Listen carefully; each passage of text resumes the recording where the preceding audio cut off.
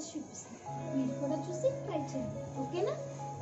కావలసిన పదార్థాలు: ఉల్లిపాయ, పచ్చిమిర్చి ముక్కలు, పోపు దినుసులు, శనగపప్పు, క్యారెట్ ముక్కలు, కరివేపాకు, 2 కప్పులు సేమియా, రుచికి సరిపడా ఉప్పు, కలర్ కోసం పసుపు, జీడిపప్పు, ఫ్రైకి సరిపడా ఆయిల్ అండ్ సీక్రెట్ ఇంగ్రీడియంట్ అయిన గ్రీన్ చిల్లీ సాస్. ముందుగా సేమియాని దోరగా వేయించి పక్కన పెట్టుకోవాలి. ఇప్పుడు కడాయి పెట్టి ఆయిల్ వేసి, ఆయిల్ వేడెక్కిన తర్వాత ఉల్లిపాయ, పచ్చిమిర్చి, పోపులు, శనగపప్పు వేసి ఫ్రై చేసుకోవాలి. కొంచెం ఫ్రై అయ్యాక క్యారెట్, జీడిపప్పు కూడా వేసి ఫ్రై చేసుకోవాలి.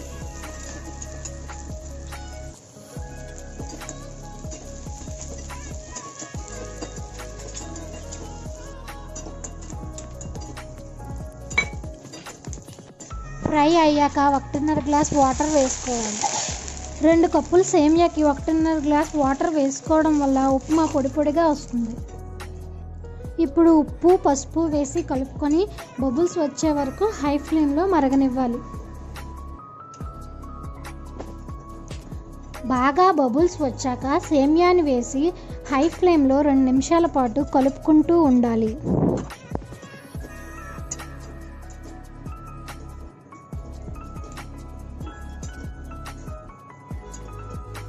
రెండు నిమిషాల తర్వాత చిల్లీ సాస్ వేసి బాగా కలిపి మూత పెట్టి లో ఫ్లేమ్లో 5 నిమిషాలు ఉడికించుకోవాలి.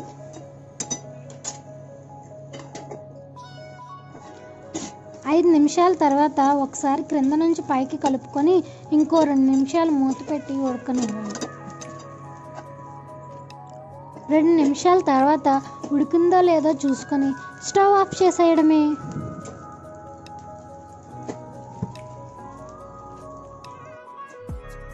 పొడి పొడిగా సేమియా ఉప్మా రెడీ.